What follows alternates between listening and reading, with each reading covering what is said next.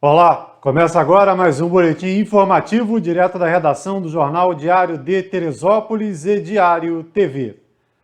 Com a disseminação da variante Delta da Covid-19, o município volta a enfrentar problemas em relação à ocupação de leitos, tendo atingido novamente os 100% no final da noite desta segunda-feira.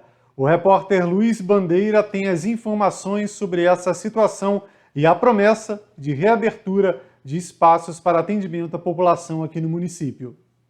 Em contato com o secretário municipal de saúde, Antônio Henrique Vasconcelos, apuramos que novos leitos foram contratados no Hospital das Clínicas de Teresópolis. Foram 3 novos leitos no Hospital das Clínicas e que até a próxima quinta-feira, 5 novos leitos serão oferecidos pelo Hospital São José, subindo para 34 o número de vagas em unidades de tratamento intensivo.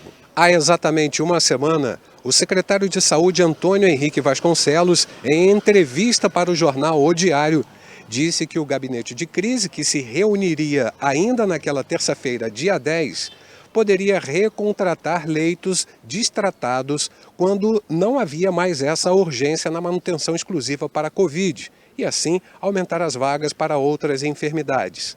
Passada uma semana inteira com números de ocupação de leitos de UTI acima de 90%, a Prefeitura, no próprio painel informativo que acompanha todos os índices do combate à pandemia, mostra gráficos onde nenhum leito está disponível para internações clínicas e em UTI.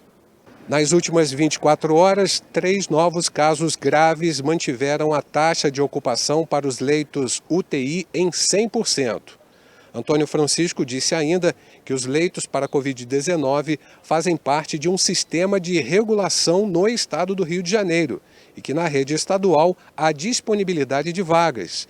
Perguntado se há algum caso de internação de teresopolitano em outra cidade, o secretário afirmou que há uma solicitação, mas que ainda não foi confirmada a necessidade de transferência. Vale ressaltar que no portal e na sua página no Facebook, a Prefeitura informa quanto à disponibilidade de leitos. O gabinete de crise informa que, permanecendo a ocupação acima de 90% nesse período, será adotada a medida já acordada com os hospitais de reabertura de leitos inativos em até 7 dias. Luiz Bandeira para Diário TV.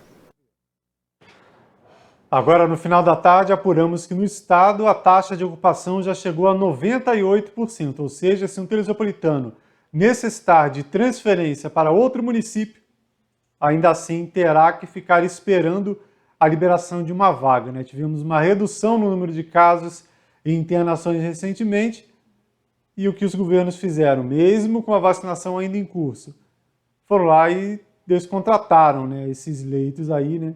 Dispensaram os leitos, agora uma nova alta, e é preciso fazer todo o processo novamente. Teresópolis, vocês viram ali, 100% de ocupação, leito de UTI, leito de enfermaria, ou seja, mais uma vez, situação complicada em relação à Covid-19 e justamente porque não tem leito disponível. Sempre que a situação aperta, né, vimos isso ocorrer aí nos últimos meses, algumas vezes a Prefeitura emite nota dizendo que está fiscalizando os estabelecimentos comerciais do município.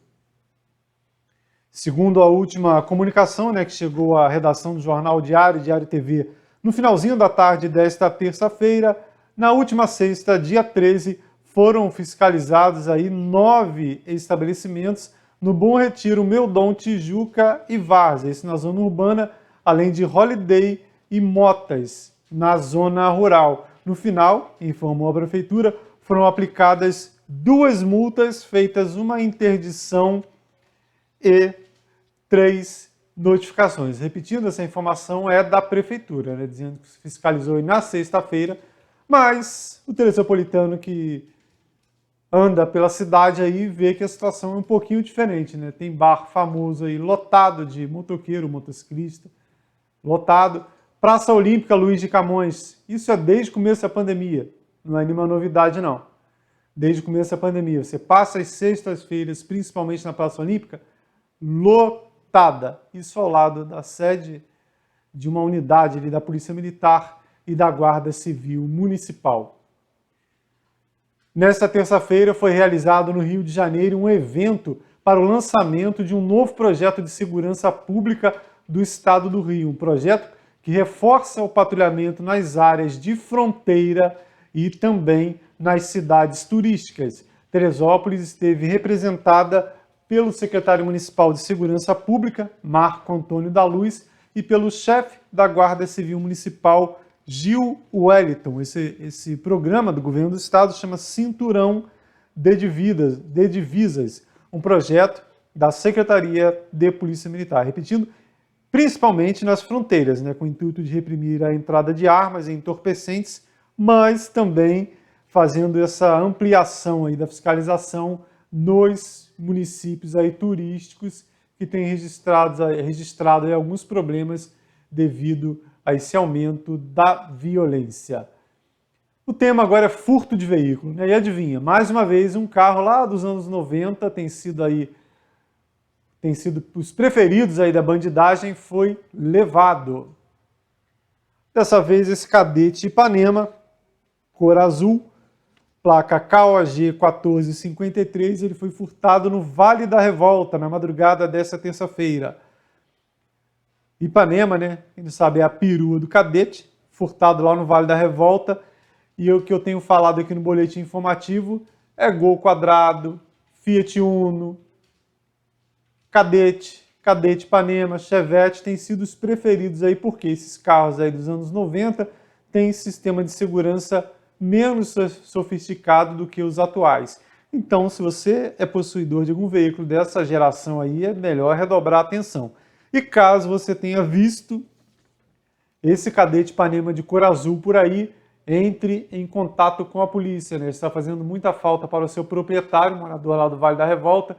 Então, se você viu esse carro circulando, abandonado, em alguma comunidade, os telefones são 190, nosso tradicional 190, o 2742-7755 e o 998-177508, são esses os telefones da Polícia Militar. Falando nos canais de denúncia, mais uma vez, graças a ele, graças à participação da Polícia Militar, foram realizadas 2 apreensões de drogas. No bairro do Perpétuo, uma grande quantidade de material entorpecente foi encontrada, aí maconha e cocaína, com alguns jovens lá no Perpétuo. E ontem à noite, na segunda-feira à noite, na entrada da cidade, mais um suposto motorista de aplicativo que teria sido acionado para prestar serviço, apoio a traficantes da cidade, mas sequer chegou à comunidade que seria aí, que receberia esse material entorpecente, uma grande quantidade de drogas. O registro da apresentação lá na delegacia de polícia foi feito pelo Cacau.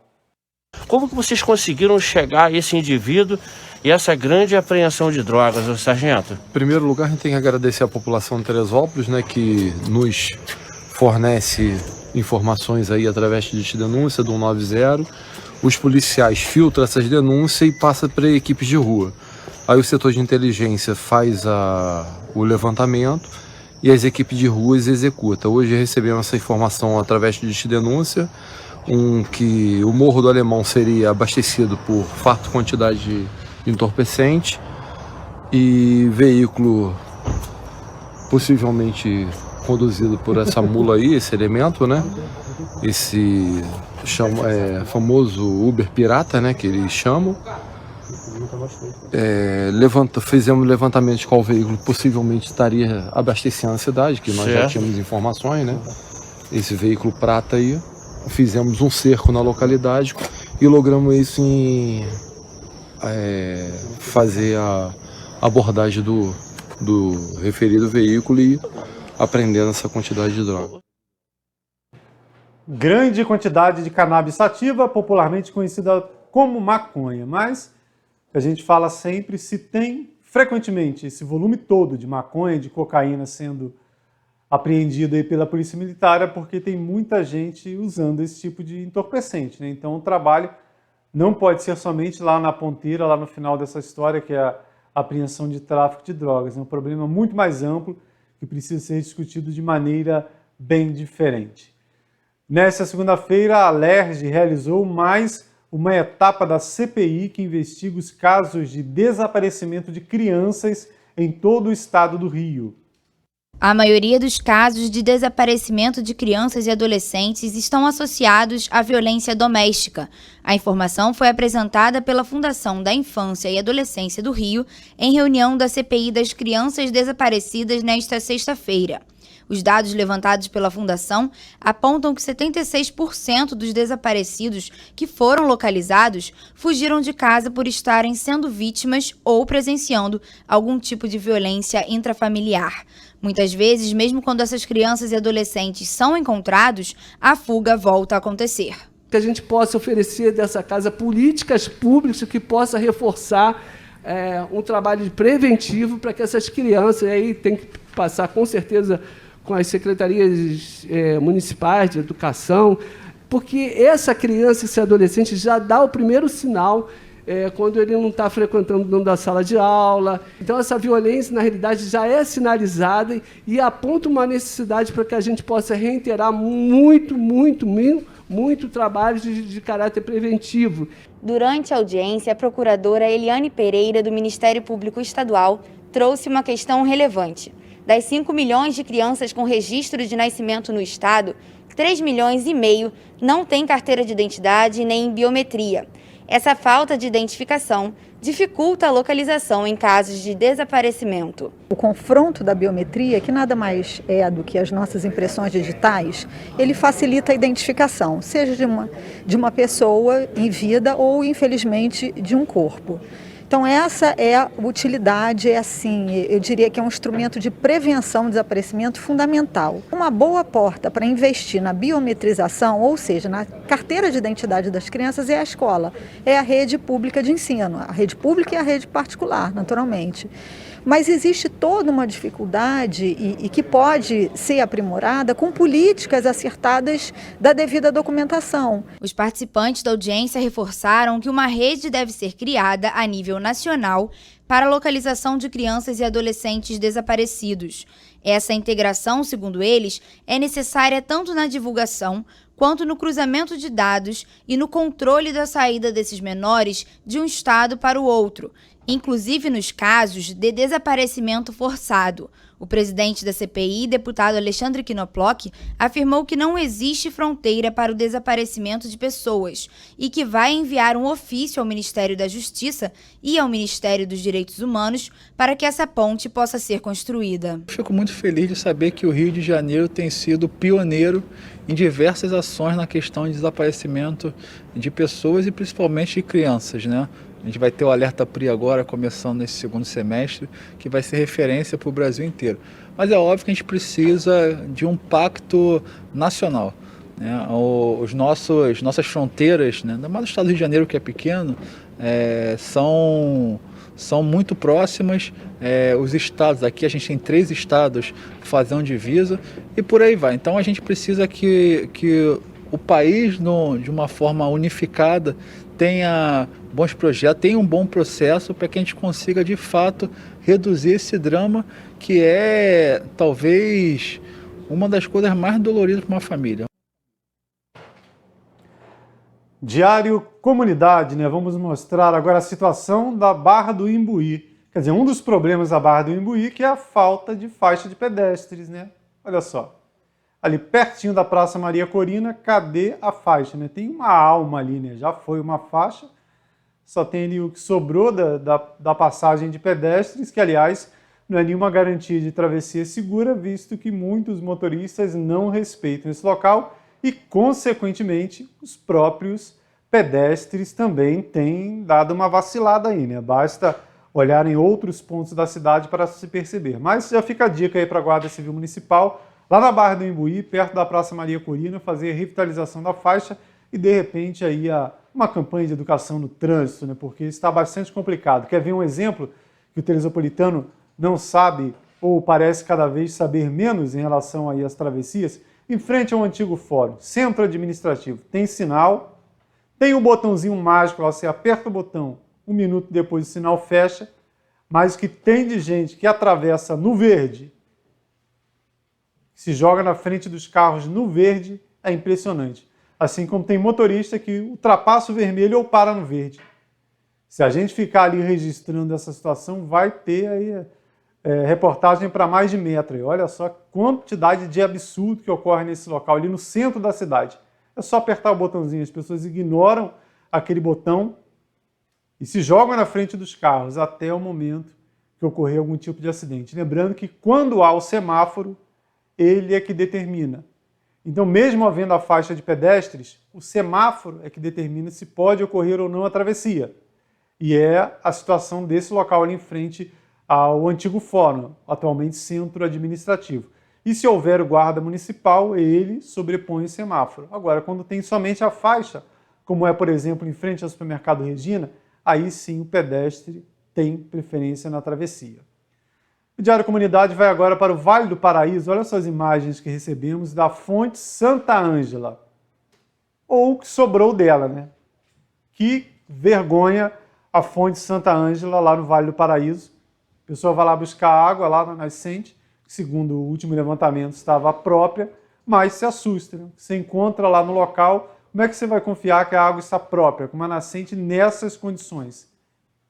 Literalmente caindo aos pedaços, desmontando, daqui a pouco vai ter água direto no chão, né? O leão vai estar deitadinho ali no cantinho da nascente, por conta dessa vergonha, fonte Santa Ângela no Vale do Paraíso. Recentemente teve uma nascente que foi recuperada lá no alto, fonte Amélia, que na verdade foi um empreendimento, um grande empreendimento que foi liberado atrás da nascente, aí revitalizaram a fonte. De repente, quando brotar mais um empreendimento enorme no Vale do Paraíso, vão recuperar também essa nascente aí. Falando na prestação de serviço público, a Prefeitura divulgou uma nota hoje em relação à taxa de iluminação pública. Segundo essa publicação feita pela Prefeitura, é fake news a informação de mais um aumento na contribuição de iluminação pública, né? Ou antigamente a gente chamava de taxa de iluminação pública. Porém, algumas coisas devem ser observadas aí, né? Pode ser que não tem nenhum projeto para aumentar mais uma vez, porque aumentou. Só você pegar suas últimas contas aí e dar uma comparada para ver como a taxa está cada vez aí mais salgada para o contribuinte teresopolitano. Cada vez mais complicada a situação. Lembrando que em 2019, na atual gestão, o reajuste foi de 300%, isso mesmo, 300%. E lembrando, já falei aqui algumas vezes, mas para quem ainda não sabe disso, a cobrança vem na conta da Enel, mas o dinheiro vai para a Prefeitura. A Enel só cobra lá na continha que a gente recebe mensalmente, mas o dinheiro vai para a Prefeitura. E é um enigma quanto arrecada a Prefeitura por mês com taxa de iluminação pública. Quanto vai lá para os cofres? Ninguém sabe. E, aliás, não é uma prática somente da atual gestão, é da velha política, mas que continua sendo aplicada aqui em nosso município. Olha só mais uma imagem que recebemos hoje à tarde, nesta terça-feira à tarde, de animais soltos. E dessa vez no cemitério. É isso mesmo, isso aí são as covas rasas do cemitério municipal, Carlinda, Berlim, Caingá. De um lado tem cavalo e do outro lixo espalhado. Olha o total desrespeito aí com os nossos mortos, lá no cemitério Carlinda, Berlim, Cova Rasa. Aliás, esse cemitério ele já vem sendo debatido aí na Justiça há anos. Havia um TAC aí do Ministério Público que obrigava a Prefeitura a fazer aí muro em todo o cemitério. Se é um cemitério, não pode ficar sendo acessado se é um espaço público do município, um espaço do município, não pode ficar aberto aí para acessar de qualquer lado. Mas, TAC ou não, sempre ficou dessa maneira. Aí hoje você vai lá, tem cavalo pastando aí nas covas, lixo para todo lado, mostrando 2 pontos de falta de preocupação aí, né? De falta de respeito. Quem joga lixo de qualquer maneira, a gente entende que tem uma comunidade ali, mas não é só jogar a sacola de lixo. E cadê a Prefeitura para colocar uma caçamba também, ou mudar o ponto de coleta? E esses animais, mais uma vez reclamando de animal solto, lembrando que você que possui esse tipo de animal e mantém ele solto em via pública, em breve pode ter que buscá-lo lá em Seropédica, né? Começou aí, a Prefeitura licitou, contratou uma empresa para recolher esses animais de médio e grande porte e levar para a Seropédica. E se não buscar lá em Seropédica em 7 dias, os cavalos ou bois ou afins podem, inclusive, aí serem leiloados ou vendidos. A informação agora é sobre um concurso para o Corpo de Bombeiros, né? Um concurso para um cargo temporário que pode durar até 8 anos e que tem previsão de vagas aqui para Teresópolis. Aliás, confirmação, né, de vagas também para o nosso quartel. Com a informação, o repórter Luiz Bandeira.